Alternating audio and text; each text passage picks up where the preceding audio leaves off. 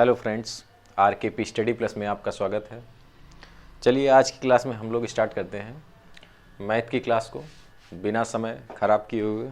तो सबसे पहले क्वेश्चन देखते हैं। टॉपिक आज आपका जो रहेगा, पिछली बार जो टॉपिक हमने कराया था वो आपका प्रतिशत टॉपिक था, परसेंटेज।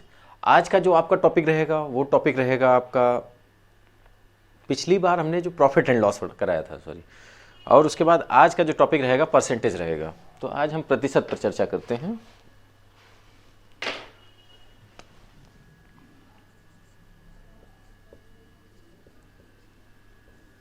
प्रतिशत,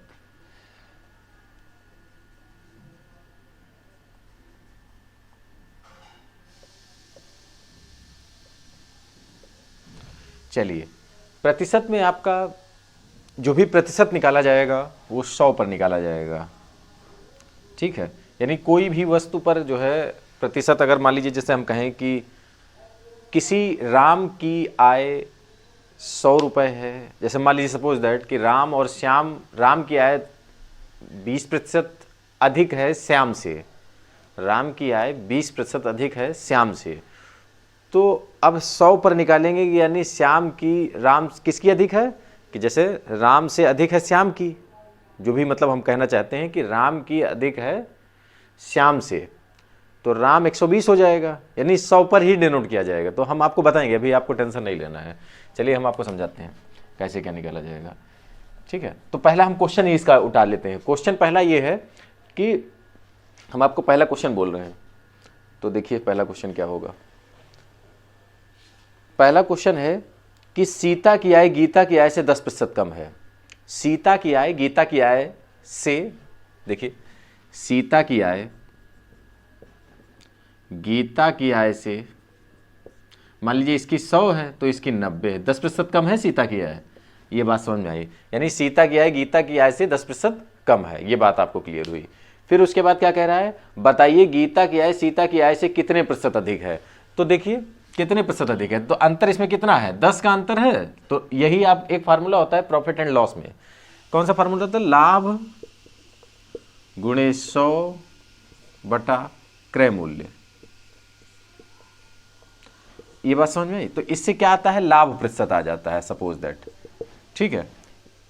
इससे क्या आ जाता है, लाभ प्रतिशत आ जाता है अगर इस फार्मूले को अप्लाई करते हैं, यानी हमको यहाँ पे परसेंटेज पता हो जाता है। अब आप लाभ आपके चक्कर ना पड़िए, आप बस एक ही चीज समझिए कि यहाँ पर, और क्रय मूल्य के चक्कर में नहीं, क्रय मूल्य का मतलब जिसका निकालना हो, जैसे सपोज दैट देखिए, जैसे हमको अंतर हुआ इसका 10%, 10 हुआ अंतर, 10% अगुणे 100, और बटे में क्या होगा कि हमको तुलना करनी है इससे, तो 90 हो जाएगा ये। तो इस तरीके से 0 0 चला गया, और 9 से ये जाएगा तो कितना आ जाएगा, 9 एकम 9 एकम, और फिर उसके बाद आपका जो भी बचेगा, मतलब देखिए 9 एकम 9 हो गया, ठीक है। तो एक बचा 9 एकम, तो 1/9, इतना 11 सही, 1/9% आंसर आ गया आपका। इस तरीके से आपका आ गया। अगर आप और थोड़ा मतलब जैसे है बात एक ही चीज़ है, तो आप थोड़ा एक और देख लीजिए अगर देखना चाहें। तो जैसे मान लीजिए 10% कम हो रहा है, तो ठीक है, 10% का मतलब क्या है, अगर फ्रैक्शन निकालें इसका तो 1/10 हुआ। अगर कमी आ रही है भाई, सीधी सी बात है, तो 1 का कम है, तो कम है तो वो कितना होगा, 9 होगा। इसमें अंतर कितना हो जाएगा भाई, इसका अंतर 1 घटा देंगे 10 से तो 9 आ जाएगा। तो ये आपका हो गया। अब देखिए इसमें वही आपका 1 गुणे 100 बटे 9, इस तरीके से भी कर सकते हैं। तो आप सबसे अच्छा तरीका यही आप करिए, ठीक है। तो इसमें इस तरीके से एक बेसिक क्वेश्चन है आपका, प्रतिशत निकाल सकते हैं कि कौन किससे कितना ज़्यादा है। तो ये इस चीज़ से लग जाता है। दूसरा क्वेश्चन देखेंगे, तो पहला क्वेश्चन हो गया मान लीजिए। फिर उसके बाद दूसरा, जिसको नोट करना हो वो नोट कर लीजिए, ना समझ में आए तो हमको बता प्लीज़ दीजिएगा। चलिए इसको हम इरेज कर रहे हैं। दूसरा क्वेश्चन देखते हैं हम लोग।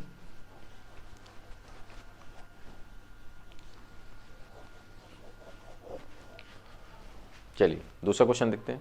दूसरा क्वेश्चन कह रहा है, इसी टाइप से देखते हैं। चीनी का मूल्य 20% घट गया, चीनी का मूल्य 20% घट गया, ठीक है, 20% घट गया है। अब आगे क्वेश्चन क्या कह रहा है, चीनी का मूल्य 20% घट गया, ज्ञात कीजिए कि उपभोक्ता पहले जितने व्यय में कितने प्रतिशत अधिक चीनी प्राप्त करेगा। तो देखिए सीधी सी बात, सिंपल सी बात है, 20% घट गया तो 20 का फ्रैक्शन कितना हो जाएगा, 20/100 मान लीजिए। तो इसका 20 पंचे 1/5 हुआ फ्रैक्शन, तो इसका अंतर कितना होगा, 4 होगा, अंतर 4 होगा। ठीक है, अब देखिए यहां पर एक ये हो गया, यही मतलब जो है इसका मतलब लाभ है, जो भी आप समझ लीजिए उसको, तो या हानि जो भी आप उसको मान लीजिए। फिर उसके बाद जो है ये बटे में क्या आ जाएगा, 4 और गुणे 100, तो इस तरीके से कितना आ जाएगा, 25%। अभी उससे उस तरीके से देख लीजिए, जैसे हमने पहले बताया था, उसमें क्या बताया था, 20% घट गया, तो पहले एक की 100 होगी, तो 20% घट गया होगा, 80 रहा होगा, तो इसका अंतर कितना हुआ, 20 हुआ, 20 गुणे 100 और बटा यही वाली कम वाली वैल्यू रख दीजिए, तो 20 चक्कू 80, 4 से 25। इस तरीके से भी हो सकता है, आप जिस तरीके से लगाना चाहें उस तरीके से लगा सकते हैं। ठीक है, तो इस तरीके से फ्रैक्शन से हो गया, ये आपका सिंपल पेपर हो गया। ठीक है, तो इसमें जो है आप इस तरीके से इसको टैकल कर सकते हैं क्वेश्चन को। चलिए नेक्स्ट क्वेश्चन देखते हैं हम लोग, इस क्वेश्चन को भी हटाते हैं, यानी आपको ये तरीका आपको हम मान लें कि ये समझ में आ गया होगा आपको। ठीक है, तो क्वेश्चन अब दूसरा देखते हैं।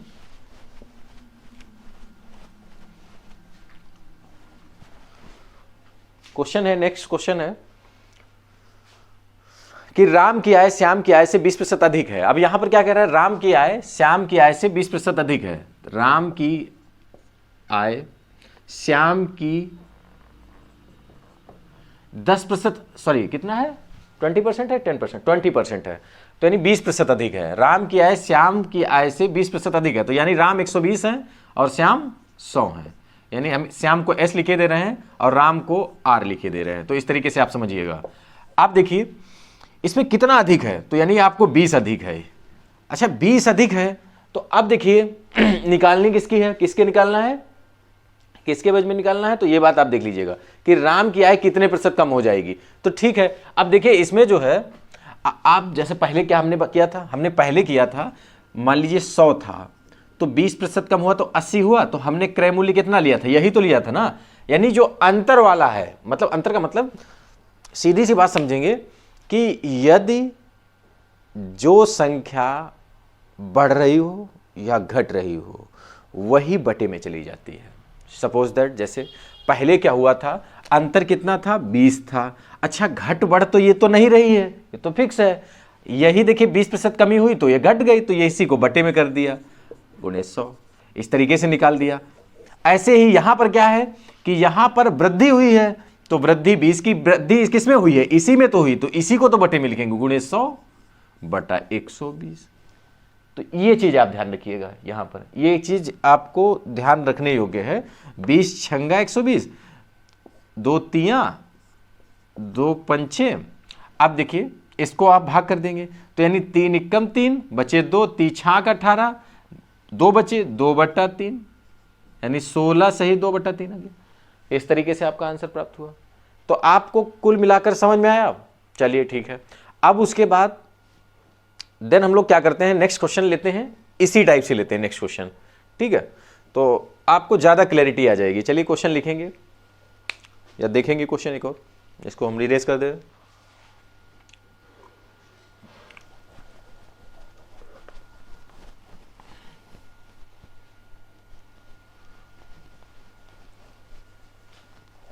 चलिए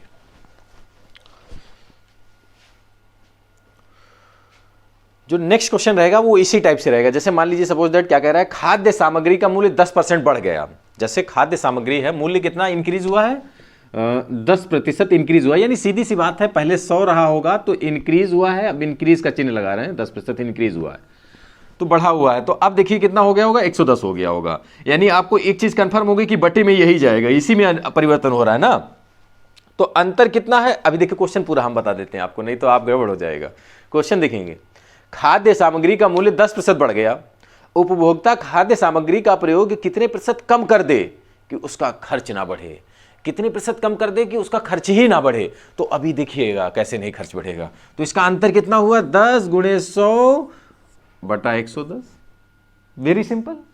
देखिए 0 से 0 चला गया, 11 नेम 99, 1/11%। ये इस तरीके से आंसर आ गया। ठीक है, यानी सेम क्वेश्चन पिछला वाला ही था। अब हम लोग चलते हैं नेक्स्ट पैटर्न पर। ठीक है, तो अब यहां पर ये सब क्लियर हुआ आपको। चलिए दूसरा क्वेश्चन देखते हैं। एक क्वेश्चन लिखेंगे आप, अगर किसी संख्या का 11 सही 1/9%, अगर जो भी लगा रहे हो तो वो लिख सकते हैं क्वेश्चन को, या अगर किसी संख्या का 11 सही 1/9% इसी में जोड़ दिया जाए, इसी में जोड़ दिया जाए तो 900 बन जाता है। वास्तविक संख्या बताइए, 900 जोड़ दिया जाए, एक बार फिर से हम बोलते हैं, अगर किसी संख्या का 11 सही 1/9% इसी संख्या में जोड़ दिया जाए तो 900 बनता है। वास्तविक संख्या बताइए। चलिए इसमें देखिए क्या है, 11 सही 1/9% ही तो दिया है क्वेश्चन में। देखिए हमने क्या बोला था, 11 सही 1/9% जोड़ दिया जाए, तो अभी देखिए 11 सही 1/9 का आप फ्रैक्शन निकालिए। फ्रैक्शन कितना हो गया, 11 9 99 और 100/9 हो जाएगा। अच्छा, प्रतिशत का बटे में 100 पहुंच जाएगा, तो ये आपका कट गया, यानी 1/9 आ गया आपका। इस तरीके से आपका फ्रैक्शन, यानी अगर हम कहें 11 सही 1/9 का प्रतिशत कितना हुआ तो 1/9 हुआ। इस तरीके से आपकी चीजें पता हुई। अब क्वेश्चन क्या कह रहा है कि यदि, अब क्वेश्चन देखिए क्या कह रहा है, फिर से एक बार देखिएगा क्वेश्चन कि 11 ये तो हो गया, जोड़ दिया जाए, तो अब जोड़ दिया जाए, ठीक है, यानी इन दोनों को जोड़ दिया जाए, तो क्वेश्चन ही कह रहा है, क्वेश्चन कह रहा है तो आप जोड़ दीजिए। तो ये 9 1 कितना हुआ, 10 हो गया, 10 बराबर कितना है, 900 है, ये क्वेश्चन कह रहा है। अब देखिए 0 से 0 चला गया तो 1 बराबर कितना है, 90 है। यहां पर ये बात समझ में आई। अब हमसे वो निकलवाना क्या चाहता है, वास्तविक संख्या। अब वास्तविक संख्या क्या होगी, वास्तविक संख्या आपकी जो होगी, तो देखिए इसमें ये वृद्धि वाली संख्या है, मतलब एक संख्या जो बढ़ जाएगा तो ये वृद्धि वाली संख्या हो गई, जो मतलब बढ़ के बनेगी, ये वास्तविक संख्या हो गई, वास्तविक संख्या हो गई, ठीक है, ये वास्तविक संख्या 9 हो गई और ये वृद्धि वाली। तो आप जैसे हमने टोटल क्या किया, हमने टोटल का निकाल लिया, उसने जोड़ने के बाद कहा था, लेकिन हमको जोड़ने के बाद वाली नहीं बतानी है, हमको बतानी है जो पहले वाली संख्या है 9, मतलब। अब देखिए 1 बराबर 90 है तो 9 बराबर कितना हो जाएगा, तो 9 से इसमें गुणा करा दीजिए, 9 नेम 81, 810 आंसर आ गया इस तरीके से, ठीक है। तो इस तरीके से आपका ये क्वेश्चन लगा 800। एक और इसी तरीके से लगा लीजिए, देन आपको क्लियर हो जाएगा। चलिए इसको हम इरेज करे दे रहे हैं।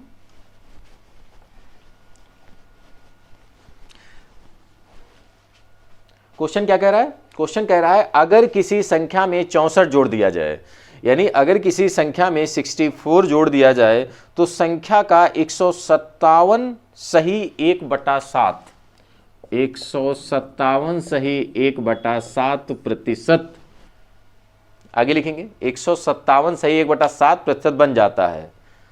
तो संख्या ज्ञात कीजिए, तो संख्या ज्ञात कीजिए, इसमें भी हमको क्या बताना है, वही संख्या बतानी है, वास्तविक संख्या।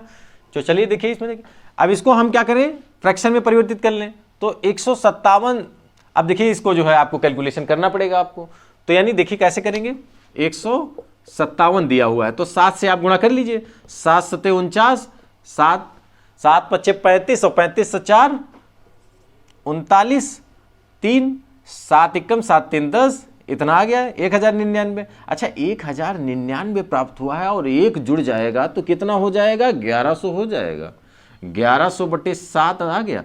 अब प्रतिशत है, प्रतिशत का 100 हो जाएगा, तो अब देखिए 2 0 चला गया, 11/7 आ गया आपका, ठीक है। ये आ गया आपका फ्रैक्शन, निकाल लिया हमने।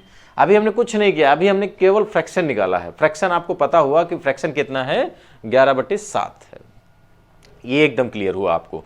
चलिए अब आगे देखते हैं, हमको निकालना क्या है, हमको ये निकालना है।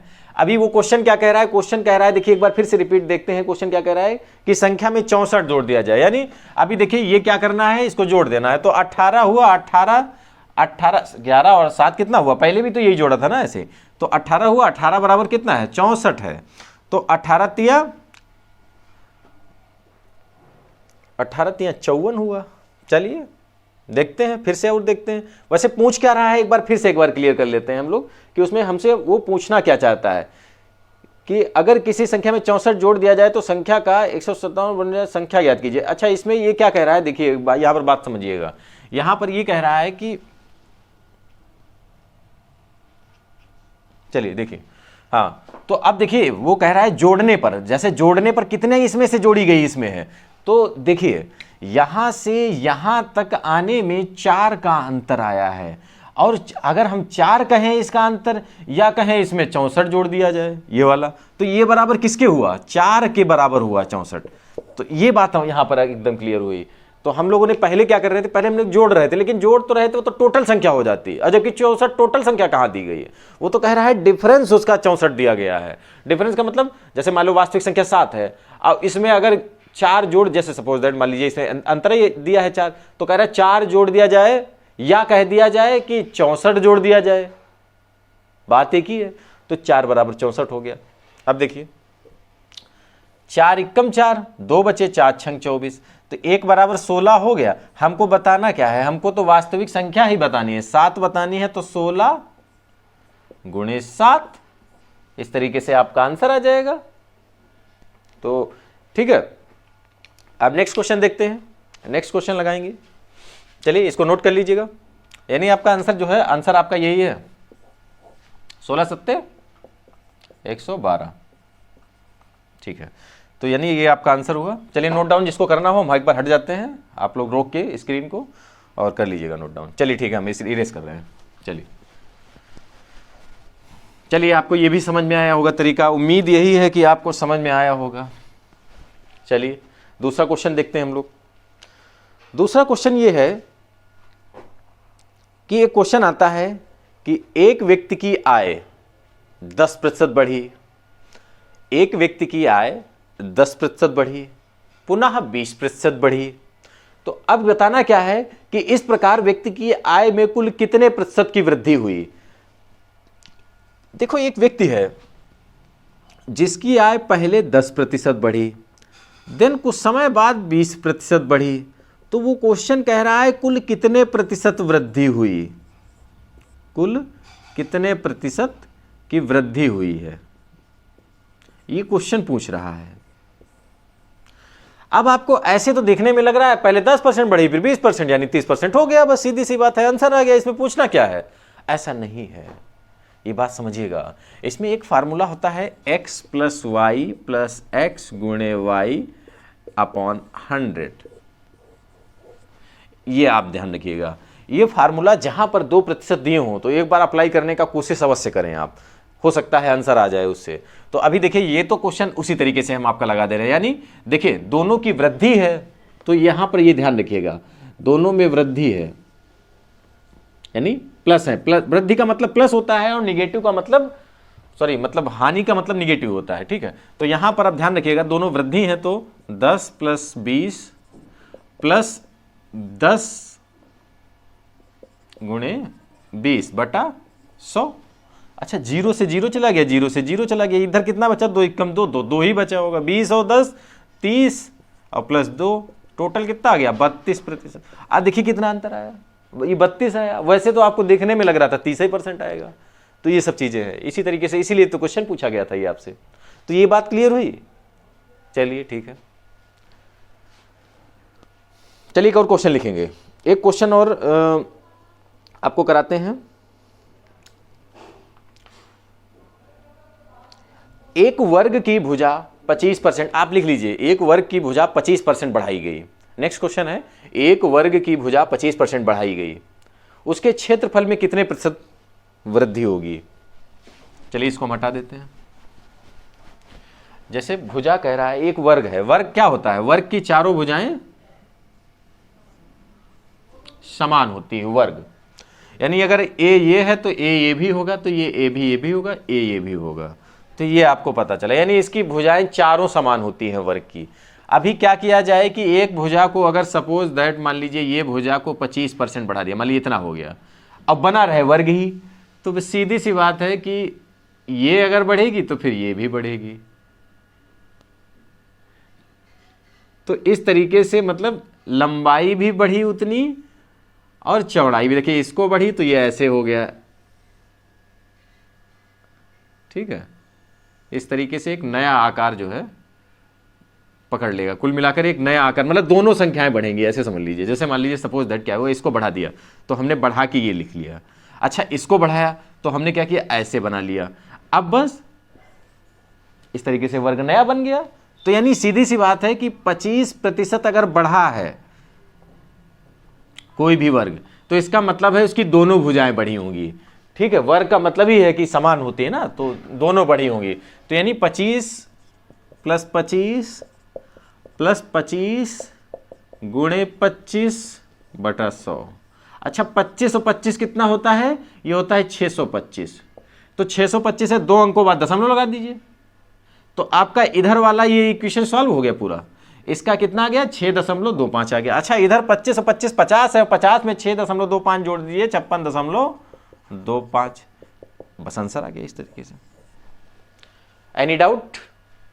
चलिए ठीक है, दूसरा क्वेश्चन देखते हैं। चलिए इस टाइप का क्वेश्चन आपका क्लियर हुआ।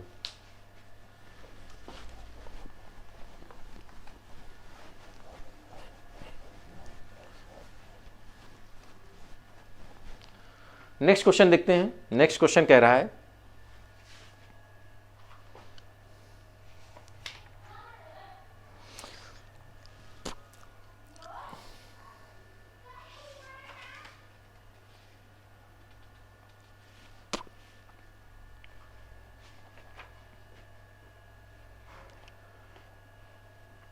क्वेश्चन कह रहा है गोपाल अपनी मासिक आय का 30% भोजन पर खर्च करता है। गोपाल अपनी मासिक आय का 30% भोजन पर खर्च करता है। ये बात आपको क्लियर हुई, 30% भोजन पर खर्च करता है। तो हम लिख दें कि गोपाल एक व्यक्ति है जो 30% भोजन पर खर्च करता है। ये बात आपको क्लियर हुई, भोजन पर खर्च करता है। फिर देखते हैं और कहां कहां खर्च करता है। शेष का 40% परिवहन पर खर्च करता है। 40% शेष का परिवहन पर खर्च करता है। शेष का है, ये ध्यान रखिएगा। जो शेष बचा है रुपए, जैसे मान लीजिए इतना खर्च करने के बाद जो बचा हुआ है तो वो 40% है, मतलब बचा हुआ का 40% परिवहन पर खर्च करता है। क्वेश्चन ये कह रहा है, ठीक है। तो फिर उसके बाद देखेंगे 40% पर शेष का 40% परिवहन पर खर्च करता है। इसके बाद शेष का 50% बचाता है। इसके बाद शेष का 50%, मतलब इसके बाद इतनी प्रक्रिया करने के बाद 50% बचाता है। ये क्वेश्चन कह रहा है। फिर देन अब क्या कह रहा है? शेष का 50% बढ़ाता है, बचाता है, सॉरी।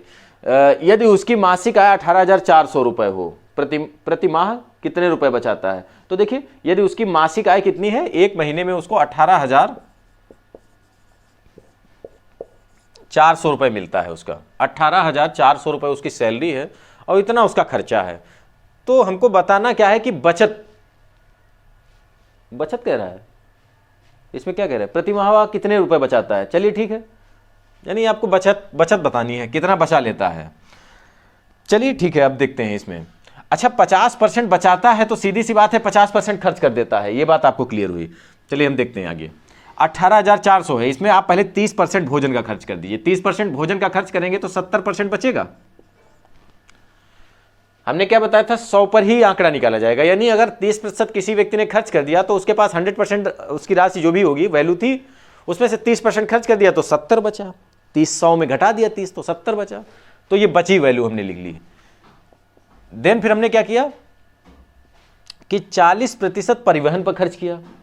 अब 40% अगर परिवहन पर खर्च किया है तो देखिए बचा कितना है?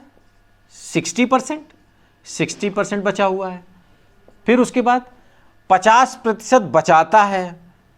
चलिए 50% बचाता है तो 50% लिख लीजिए, 50% खर्च भी करता है। ये बात क्लियर हुई। अब देखना क्या करना है, 50 दूना यानी 1/2 तो ये हो गया। अच्छा 0 से 0 चला गया, 2 तियां और 2 पंचे, 0 0 ये चला गया। अब बचा हुआ आप एक दूसरे कॉलम में लिख लीजिए ताकि आपको कोई कंफ्यूजिंग ना उत्पन्न हो। चलिए बचा हुआ जो है 18,400 तो एकदम प्योर बचा हुआ है ये तो। अच्छा ऊपर 7 बचा, नीचे 10 बचा, ये बात भी क्लियर है। ऊपर 3 बचा हुआ है, नीचे 5 बचा हुआ है। अच्छा इधर 1/2 ही बचा हुआ है। इस तरीके से ये आपको क्लियर हुआ। 5 दूना 10 हुआ तो ये 2 0 बन जाएगा। जैसे 5 दूना 10 लिख लीजिए और 10 ये है तो ये 2 0 चला जाएगा, 1 0 ये 1 0 ये, तो 1 0 ये, 5 दूना 10 ये भी कट जाएगा। इस तरीके से ये कट गया।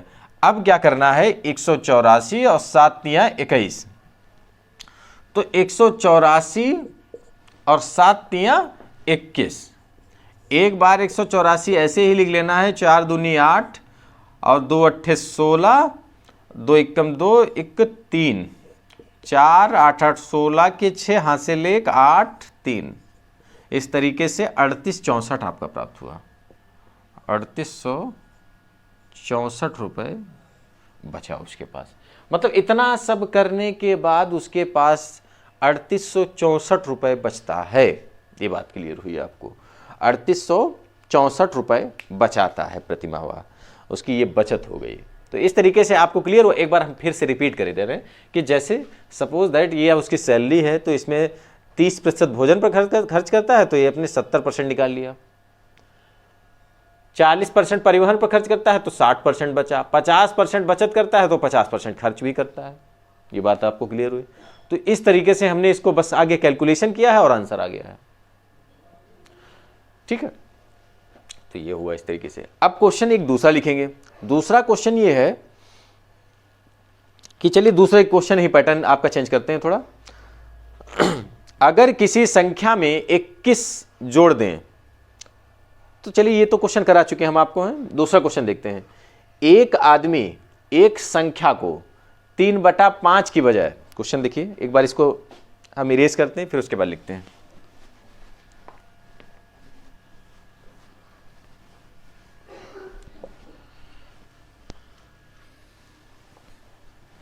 चलिए क्या करते हैं, अब नेक्स्ट क्वेश्चन देखते हैं। नेक्स्ट क्वेश्चन आपका जो है वो ये है कि एक आदमी एक संख्या को 3/5 की बजाय 3/5 की बजाय 7/4 से गुणा करा देता है। यानी उसको गुणा कितनी करानी थी? 3/5 की करा कितने की दी? 7/4 से गुणा करा दी। ठीक है, चलिए देखते हैं। गुणा कर देता है। उसके राजस्व में कितने प्रतिशत बदलाव हुआ? तो देखिए कितने प्रतिशत का बदलाव होगा, तो अभी देखना है आपको, चेक करना है कितने प्रतिशत का बदलाव होगा। तो अभी देखिए इसका एलसीएम कितना है? इसका एलसीएम 4 पंचे 20, तो 20 से इसमें भी गुणा करा दीजिए, 20 से इसमें भी गुणा करा दीजिए, तो हम एक संख्या हमको प्राप्त हो जाएगी। तो 5 चक्कू यानी 4 तियां 12 प्राप्त हो गया। अब 4 पंचे 5 सत्ते 35 प्राप्त हो गया। तो देखिए इतना गुणा कराने पर इतना आया, इतना गुणा कराने पर इतना आया, अंतर कितना आया? अंतर कह रहा है, अंतर देखिए कितना आया, तो आप निकाल लीजिए, इसमें से 12 निकाल दीजिए। तो इसमें से 12 जब निकालेंगे तो 23 बचेगा कि नहीं बचेगा? 23 इसमें बचा। चलिए ये बचा हुआ है। अब 23 जो बचा हुआ है गुणे 100 और बटे कितने से कितना बढ़ा है? तो 12 से बढ़ा है, तो 12 को लिख लीजिए यहां पर। चलिए अब इसको मैं कैलकुलेशन कर दीजिए। 4 तियां 12, 4 से 25 हो जाएगा। या आप क्या कर सकते हैं, ये सब हटा ही दीजिए, तो आप 2300 सीधे लिखिए और इसको भाग कर दीजिए। जब हमको भाग ही देना है तो ऐसे ही दे देते हैं। तो चलिए 12 1 कम 12, तो बचा कितना? देखिए 8 और 3 11 बचा, 1 0 उतार लिया। 12 नेमा 108, 2 बचा। अभी देखिए हमने क्या किया था, 1 0, अभी 1 0 और उतार लीजिए। 12 1 कम 12, तो बचा 8। तो आप क्या करिए, अब सीधी सी सिंपल सी बात है कि 191 सही 8/12 है, तो इसको और काट लीजिए। 4 दूनी 4 तियां, तो आपका 191 सही 2/3%। इस तरीके से आ जाएगा। इसमें कोई डाउट हो तो बताइए, एक बार फिर से रिपीट करे दे रहे हैं हम चीज़ों को। देखिए ये तो कुछ है ही नहीं, ये तो आपकी कैलकुलेशन है, ये तो कोई क्वेश्चन का पार्ट नहीं है, ये समझ लीजिए। ये सब क्वेश्चन का पार्ट नहीं, केवल कैलकुलेशन है। इधर देखिए क्वेश्चन का पार्ट तो इतना है कि क्वेश्चन कह रहा है इसकी जगह पर ये लिख दिया है, तो हमने क्या किया, इसका एलसीएम ले लिया। टोटल एलसीएम 20 हो गया। एलसीएम इसलिए लिया ताकि एक संख्या हमको पता हो जाए, ताकि हमको अंतर पता चल पाए कि कितना उसमें डिफरेंस है। तो हमने क्या किया, देखिए 5 20 20 से गुणा करा दिया, क्योंकि एलसीएम से गुणा करा दिया हमने। तो 5 चक्कू 20, 4 तियां 12, तो 12 प्राप्त हुआ। अब देखिए 4 पंचे 20, 5 सत्ते 35, तो 35 प्राप्त हुआ। चलिए ये पहले का था, ये बाद में गुणा कराने पर इतना, मतलब जो इतना गुणा करा दिया तो वो उससे जो है प्राप्त हुआ। तो इसका अंतर कितना है, 23 है। तो हमने क्या किया, लाभ गुणे 100 बटा क्रय मूल्य। तो वही देखिए आप जो है क्या करिए, 23 लिख लिया हमने। 23 और जो पहले वाला जो मतलब जो है जहां से अंतर प्राप्त होगा हमको, तो वो हम क्या करेंगे, बटे में लिख लेंगे गुणे 100। अब बस इसका कैलकुलेशन करके हमको क्या कर देना है, 191 सही 2/3% आ गया। अब इसे कुछ करने कहाँ है, थोड़ा कैलकुलेशन है बस। चलिए ठीक है, इस तरीके से आपको ये क्वेश्चन समझ में आया होगा, उम्मीद है। एक और क्वेश्चन इसी तरीके से लिखिए, चलिए तो आपको ज्यादा बेटर समझ में आएगा।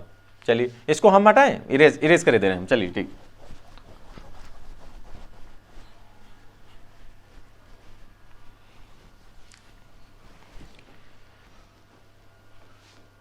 चलिए नेक्स्ट क्वेश्चन देखते हैं। नेक्स्ट क्वेश्चन आपका ये है कि एक छात्र ने, मतलब उसी टाइप का एक क्वेश्चन नया मतलब है कि एक छात्र ने 5/3 के बजाय 3/5 से गुणा करा दिया। 3/5 की बजाय 5, सॉरी क्वेश्चन क्या कह रहा था एक बार फिर से हम देख लेते हैं। क्वेश्चन कह रहा था एक छात्र ने एक संख्या को 5/3 के बजाय 5/3 की बजाय 3/5 लिख दिया, तो ये गलती की है उसने।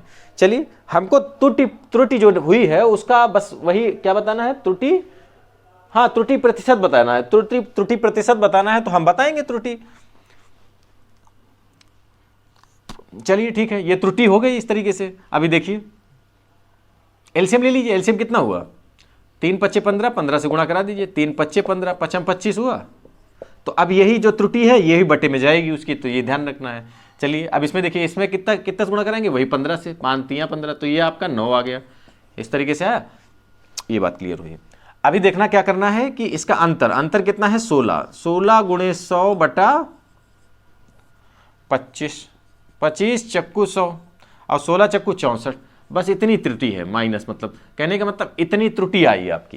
तो ये इस तरीके से क्वेश्चन हुआ जाकर, ठीक है। तो आप नेक्स्ट क्वेश्चन देखते हैं हम लोग।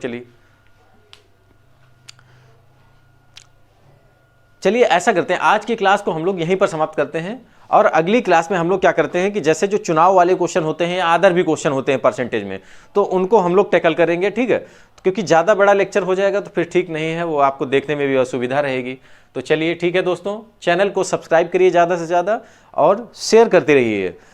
सब्सक्राइब के साथ बेल आइकन जरूर दबाइए ताकि आपको नोटिफिकेशन, जैसे ही हम वीडियो अपलोड करते हैं तो आपके पास अगर नोटिफिकेशन बेल आपकी जो है प्रेस कर देंगे तो उससे क्या होगा, आपको तुरंत आपके स्लाइड पर जो है वो उपलब्ध हो जाएगा वीडियो, तो आपको सर्च नहीं करना पड़ेगा, ठीक है दोस्तों। चलिए ठीक है, ओके, बाय बाय।